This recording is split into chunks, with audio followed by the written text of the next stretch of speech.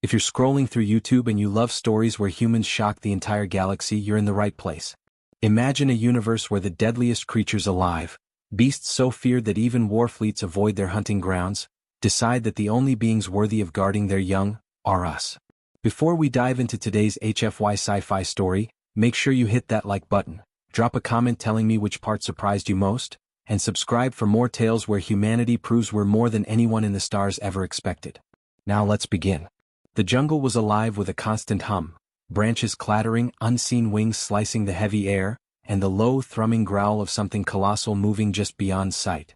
Captain Elias Kane crouched behind the fronds of a twisted, black-barked tree, his rifle steady in his arms. Sweat tracked down his temple, not from fear, though it would have been justified, but from the oppressive humidity of the moon the Galactic Council had labeled a no-go world. To most species, this place was a graveyard waiting to happen. Predators here were more than legends. They were warnings etched into survival guides across half the spiral arm. Entire survey teams had disappeared without so much as a distress signal, their ships later found hollowed out like husks. Elias had read the dossiers, memorized the testimonies, but nothing in those neat council reports matched the visceral weight of the sounds pressing against his ears now. Something big was out there, close enough that the ground seemed to pulse with its weight. Movement 40 meters left, Lieutenant Marcus Hale whispered through the comm bead.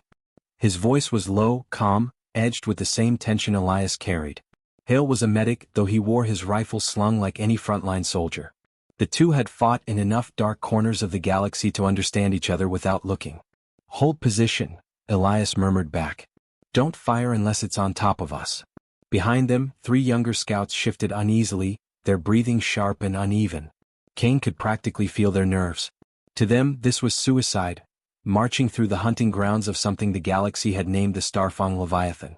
To Kane it was necessity. They weren't here to provoke, only to observe, to answer a question that had haunted the Council's military for centuries. What truly lived in the deep zones no one dared enter? The first glimpse was nothing but shadow. A ripple through the underbrush, taller than a man, gliding between trees with terrifying silence. The 3 scouts froze, white-knuckled on their triggers. Then a sudden flash, a glimmer of scales, teeth catching the dim glow of alien starlight filtering through the canopy. Elias drew in a slow breath. The creature was larger than he'd expected, bigger than the armored haulers he'd once seen carting tanks on Earth. Its shoulders rolled like mountains with every step, claws curling into the soil. And then, impossibly, it wasn't charging. It wasn't roaring. It wasn't tearing through their position like a storm of muscle and fang. It lowered its head. Something dangled from its jaws and it stepped forward. Hale swore softly. Is that a cub?" The beast's eyes caught Elias's, unblinking, yellow-green and ancient in their depth. It set the small, trembling shape on the ground with delicate care. The cub whined, a thin, pitiful sound, its flank slashed open with a wound still bleeding. Then the mother, or whatever it was, backed away. Not far. Just far enough to let Elias see. The scouts trembled behind him. "Sir, what the hell do we do?" "That thing, this is a trick. They lure prey like this, don't they?" Elias didn't answer. He couldn't. His instincts, honed by decades of battlefields, screamed to stay still. But there was something else layered under the fear, something older. He remembered kneeling beside a dying wolf dog back on Earth when he was 12, feeling the same gaze, wild, feral, yet pleading. He shifted his rifle onto his back and rose slowly from the cover of the tree. Hale hissed, "Elias, don't," but didn't move to stop him. One step. Another. The cub whimpered again, tiny claws pawing at the soil as if trying to drag itself toward him. Its scales were softer, lighter than the adult's, ridged but not yet hardened. The smell of blood mixed with the jungle air. The massive predator growled, a sound that vibrated in Elias's chest, but it didn't advance. Its gaze followed him like a judge weighing his soul. Elias crouched, heartbeat steady despite the chaos in his head. His hands, scarred, calloused, steady as stone, slipped beneath the cub. It was heavier than he expected, all muscle and bone even in its youth. The cub whimpered again but didn't resist. Its eyes met his and he felt it, recognition. Not of species or strength but of intent. "Sir," one of the scouts barked. "It'll kill us all, put it down." The moment stretched thin as glass. Elias straightened with the cub in his arms. Behind him, rifles clicked. Ahead of him, the adult predator's massive head lowered another fraction, nostrils flaring. Then, as if satisfied, it turned and melted back into the tree-line. No attack. No ambush. Just a single ground-shaking step, then another, until its form dissolved into the shadows it ruled. Silence collapsed over the clearing. Elias adjusted his grip on the cub, whose breathing had steadied against his chest. Hale exhaled like he'd been holding his lungs shut for minutes. "Well, Captain, congratulations," he muttered. "You're holding the galaxy's biggest death warrant." One of the scouts spat the words out in disbelief. "Why didn't it kill us? Why give that to you?" Elias didn't answer right away. He looked down at the cub, its scaled eyelids fluttering, its tiny claws curled weakly into the fabric of his uniform. He finally said, "Because it wants us to keep it alive." The words hung heavy in the humid air. Hale stared at him, half amused and half terrified. "You realize what this means, don't you? The Council spent centuries calling these things untouchable. And here one just handed you its kid." Elias allowed himself a faint smile, though it didn't reach his eyes. "Then I suppose we better not disappoint." The jungle whispered around them, alive again with movement. Every alien species knew this was a place of death, a world where even drones were shredded in minutes. Yet here in his arms the proof rested warm and breathing. The galaxy's most feared predator had chosen to trust him. And somewhere deep in his gut, Elias knew this wasn't chance. It was the beginning of something that would shake the stars themselves. The cub weighed heavily in Elias's arms, its body radiating heat as though it carried a furnace beneath its scaled skin. Every step back to camp felt like a gamble, each footfall daring the jungle to challenge him for what he carried. Hale shadowed his side, rifle at the ready, eyes darting into the brush as though expecting the mother to change her mind at any moment.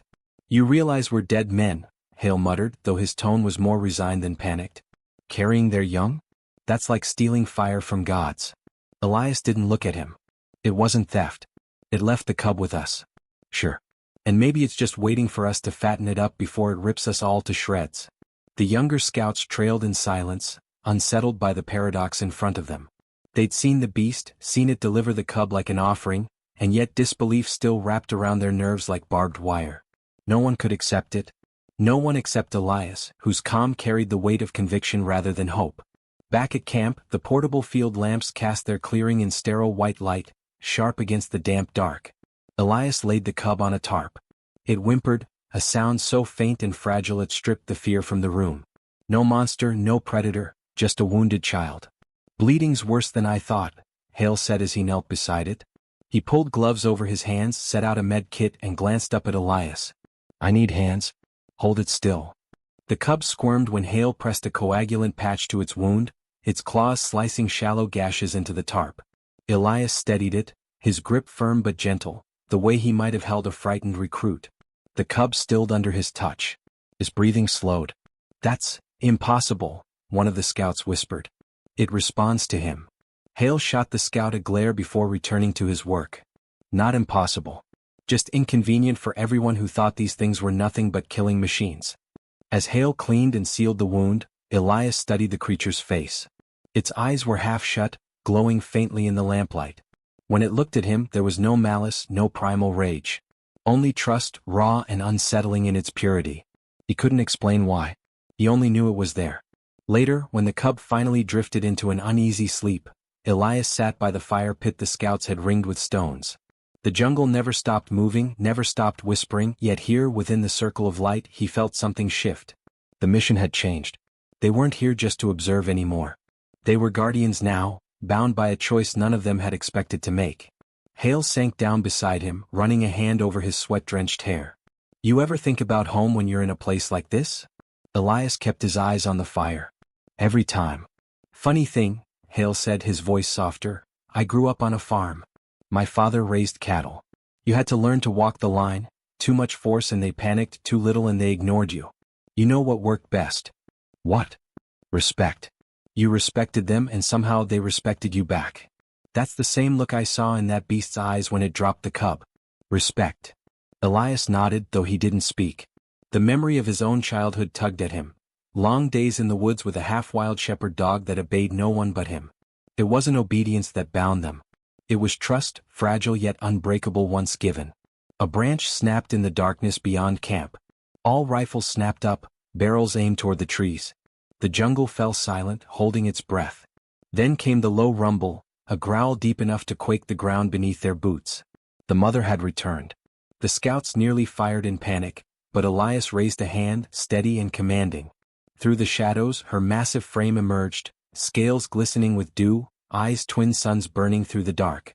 She stopped at the edge of the light, towering, terrible. Elias rose slowly, palms open at his sides. He could feel Hale's unspoken curse behind him, could feel the scout's fear straining against discipline. But he took a step forward. The predator lowered its head, close enough that its breath stirred his hair. The air smelled of earth and iron. Its gaze dropped past him toward the cub sleeping at the tarp's center. Elias understood then, it hadn't left. It had been watching all along, judging whether humans would prove worthy of the gift it had given. He stepped aside, granting the beast a clear view. It studied the cub for a long moment, nostrils flaring, before lifting its gaze back to Elias. For an instant, man and monster regarded one another in silence. Then, with a slow bow of its massive head, the creature turned and disappeared once more into the jungle. The camp exhaled as one. Hale let out a breath that sounded like a laugh twisted into disbelief. That's twice it could have killed us. Twice it didn't. Elias sat again, calm etched into every line of his face. It's not about killing us. It's about testing us. The scouts exchanged nervous glances, muttering to one another, but the words didn't matter. What mattered was what they had all seen. The galaxy's most feared predator acknowledging them, not as prey, not as enemies, but as something else entirely.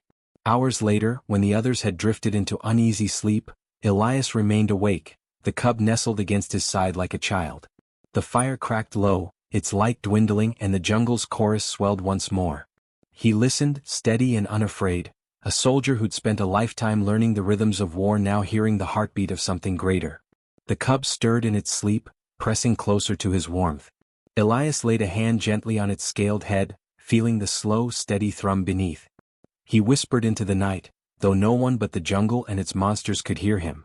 We'll keep you safe. Whatever it takes. Beyond the treeline, a pair of eyes blinked once in the dark before vanishing. The bond had been sealed. And the galaxy, though it did not yet know it, was already beginning to shift beneath the weight of that trust. Word of the impossible traveled faster than light. Scout's helmet feeds, encoded to reach orbiting relays, carried the image of Captain Elias Kane lifting the bleeding cub in his arms, and within a day it burned through council channels. Aliens who had spent generations warning their young of Starfung leviathans stared in disbelief at footage of one lowering its monstrous head as if bowing to a human. To some, it was sacrilege. To others, it was prophecy come alive. In the council chambers suspended over the glittering spires of Veros Prime, the debate spiraled into chaos. Delegates of species who had once ruled ecosystems across their homeworlds thundered that this was a trick, human manipulation at its most insidious. Others, quieter but no less shaken, whispered of old myths. Predators of the void yield to no master, save one who carries the fire of earth. Commander Varix, warlord of the Zarathi legions, slammed his clawed fist against the podium, his voice slicing through the din. Humans are deceivers. They flaunt stolen beasts to elevate themselves above us. I demand proof. Bring the cub here, strip the veil from this charade, and show us whether the monsters truly bend to them. His words were venom, but his eyes betrayed unease. He had hunted, fought, conquered, but never stood beneath the gaze of a Starfang and lived. Meanwhile, deep in the jungle, Kane and Hale tended the cub with soldierly diligence. The wound healed under their careful hands, and the creature began to move with more strength each day. Where it once whimpered, now it growled softly in play, swatting at Hale's gloves, biting with teeth not yet strong enough to break skin. Hale chuckled through the pain, muttering, "God help us when those fangs actually work." Kane allowed himself a rare smile. He watched the cub chase shadows, stumbling and resilient, its movements echoing both innocence and menace. Yet he noticed how it never strayed far from him, circling back when the jungle pressed too heavily, pressing its scaled head against his leg as if reassured only by his presence. That simple trust carved a place in his chest that no battlefield victory ever had. The council's decision arrived 2 nights later, relayed through a drone that descended like a hawk into their camp. The holographic transmission unfurled in cold blue light. A delegation of observers would land on the moon within hours to confirm what rumor had ignited. They would see whether humans truly walked beside the deadliest predators known to the stars. The younger scouts reacted with dread. "We'll be court-martialed," one muttered. "They'll call this heresy." "They'll call it what they want," Kane replied evenly, "but they'll see what we've seen." The jungle grew restless as the hours ticked by. The mother's presence remained a shadow at the edge of perception, felt more than seen, a steady reminder that they were never alone. When the council's shuttle broke atmosphere and roared down on pillars of fire, the cub stiffened, growling, but Kane calmed it with a hand on its spine. Easy. It's just noise. The observers emerged in gleaming armor, helmets polished to mirror finish, their weapons holstered but hands never far from the grips. At their head strode a tall, six-eyed Valoran dignitary who spoke without preamble. "Show us the abomination." Hale muttered under his breath, "Nice bedside manner," but Kane ignored it. He gestured, and the cub padded forward hesitantly, curiosity flickering in its golden eyes. Gasps rippled through the delegation. Even armored veterans shrank back as the creature sniffed the air, its claws scraping against the stone. Then the mother arrived. The earth seemed to bow beneath her steps as she emerged from the treeline, towering, scales catching the light like forged obsidian. The delegation scrambled into defensive stances, hands on weapons, voices rising in alarm. But Kane stood still, calm against the storm. He extended a hand toward her as he had done before. The jungle fell silent. The mother lowered her head, massive eyes narrowing not on the observers but on him. Then, with a slow exhale that rattled leaves, she pushed her skull forward until it hovered within reach. Kane placed his hand against her brow. The crowd froze. The beast closed her eyes, a gesture of utter surrender, and released a low rumble, not of threat but of recognition. At her feet, the cub nuzzled Kane's boots, whining softly like a child reunited with safety. The silence of the delegation was absolute, broken only by the whir of recording drones. Then, somewhere among them, an elder whispered in awe, "They are no longer prey. They are chosen." The words carried like fire in dry grass, impossible to contain. Back aboard their shuttle, the observers transmitted live feeds straight to the council. Across the galaxy, screens flared with the image of a human pressing his hand to the brow of a creature that had haunted nightmares for millennia. Species who had built entire doctrines around fear of the Leviathans stared in disbelief. Armies paused their drills. Children pressed closer to their screens. In the council chamber, chaos reigned anew. Some demanded humans be elevated to special status. Others warned that if such power spread, the balance of civilizations would topple. Commander Varix's voice rose above them all. "This cannot stand. If humans command the loyalty of predators, then they command weapons no fleet can match. We must strike before they breed an army of beasts." But the elder counselors did not echo his fury. They leaned back in their seats, their eyes reflecting something far older than politics. They saw the end of an era. In the jungle, Kane fed the cub dried meat from a ration pack, the creature snapping it eagerly before curling up beside him. Hale watched the holographic feeds with a crooked smile. "You realize what you've done, don't you? The galaxy just saw its nightmares bow their heads. You've rewritten the food chain." Kane stroked the cub's scaled neck, his voice low and steady. "Not rewritten. Just reminded them what trust looks like." Far above, the council adjourned in turmoil, unable to reconcile fear with awe. But the galaxy already knew. Humans had become something new in the eyes of the void, beings who could cradle the young of monsters and walk away unscarred. And somewhere in the stars, predators who had never bowed to any throne stirred, sensing a change carried on the breath of Earthborn. The jungle did not sleep. Its night was a living tide of sound, insect shrills weaving with the distant bellow of unseen giants. Around the small human camp, the air seemed to thrum with a warning too subtle for sensors, too primal for words. Elias Kane felt it in his bones. Something had shifted. The cub rested against his leg, breath steady, scales warm. Hale crouched nearby, checking the edges of the camp perimeter, eyes narrowed in suspicion. "Too quiet," he muttered. "Even for this hellhole." Kane agreed silently. The predators of the world had learned the rhythm of their presence, had circled, tested, and chosen not to strike. Tonight's silence was different. Calculated. Anticipatory.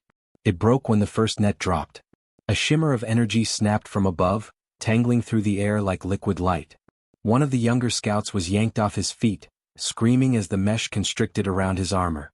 Plasma charges burst against the ground, blinding in their flash. Figures descended from the canopy on gravlines, sleek armored, masked, carrying weapons bristling with cruel precision. Hunters, Hale spat, raising his rifle. The raiders moved with brutal efficiency, their target clear. Nets unfurled toward the cub, hissing with static meant to disable even titans. Kane surged to his feet, throwing himself between the predators and his charge. His rifle barked, muzzle flaring in bursts that cut through two raiders before the others scattered behind cover. The cub shrieked, scales bristling, claws raking the soil. From the treeline, a roar answered, so deep it tore the air apart. The mother burst from the dark, fury incarnate.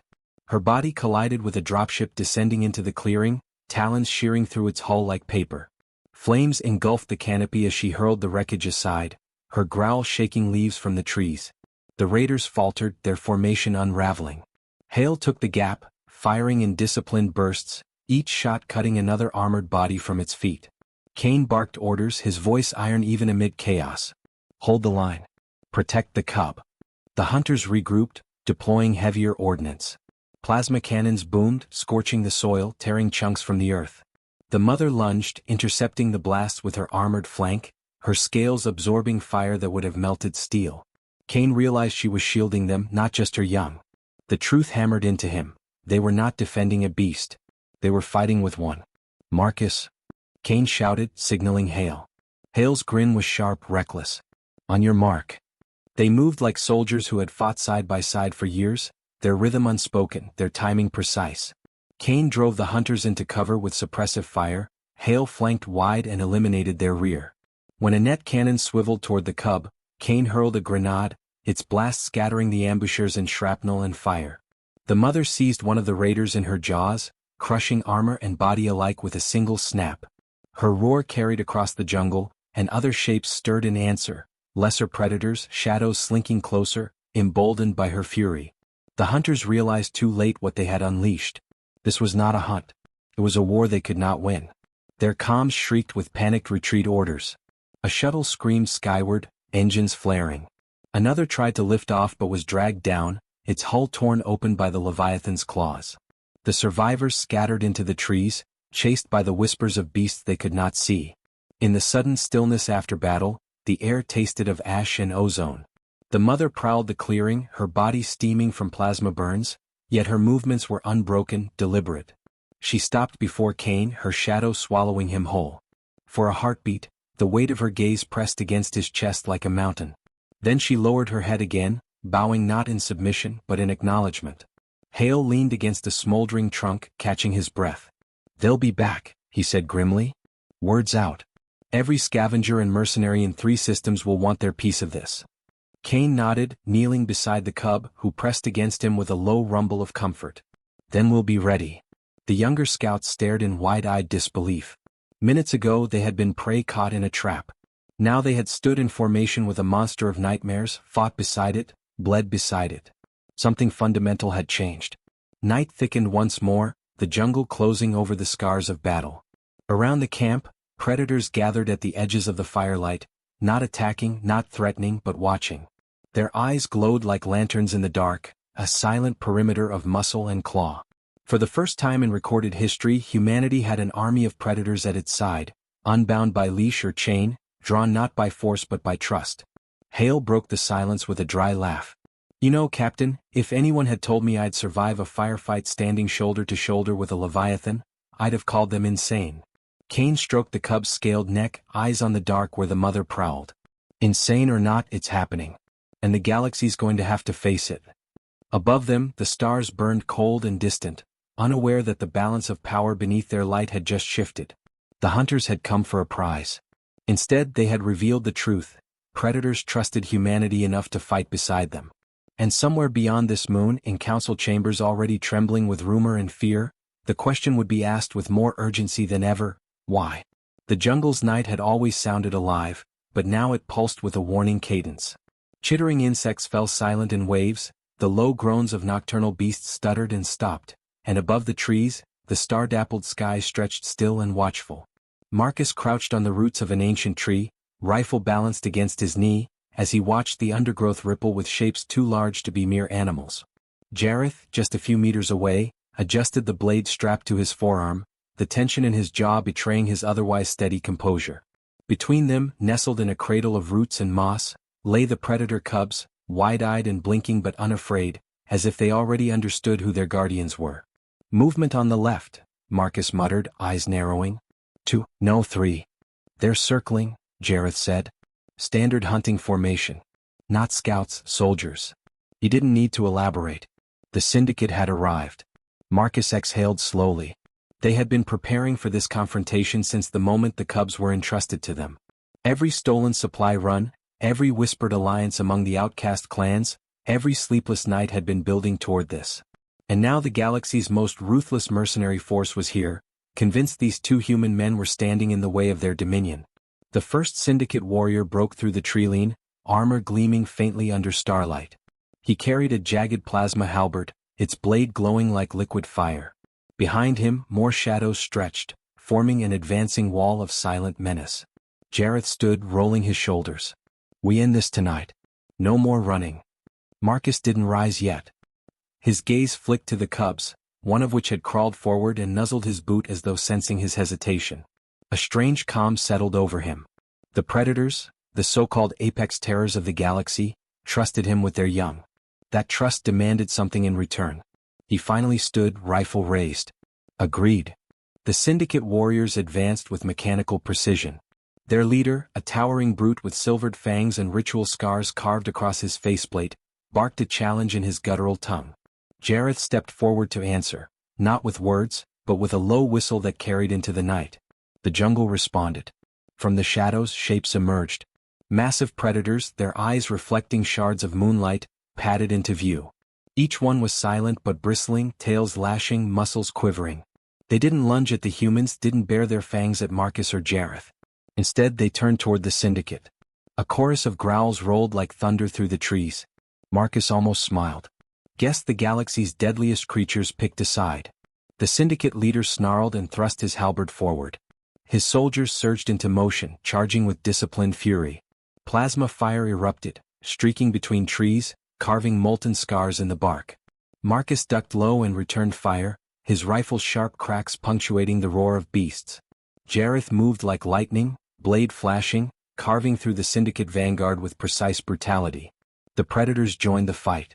One cat-like behemoth launched itself from a tree branch, tackling a warrior to the ground and snapping his armor like brittle clay.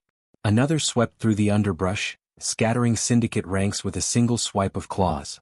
For the first time in years, Marcus saw fear flicker across the faces of the mercenaries who thought themselves untouchable. But the syndicate leader was no ordinary foe. He barreled through the chaos, his halberd a storm of fire and steel. He struck one predator aside with sheer brute strength, carving into its flank. The creature shrieked and toppled, blood steaming against the cold soil.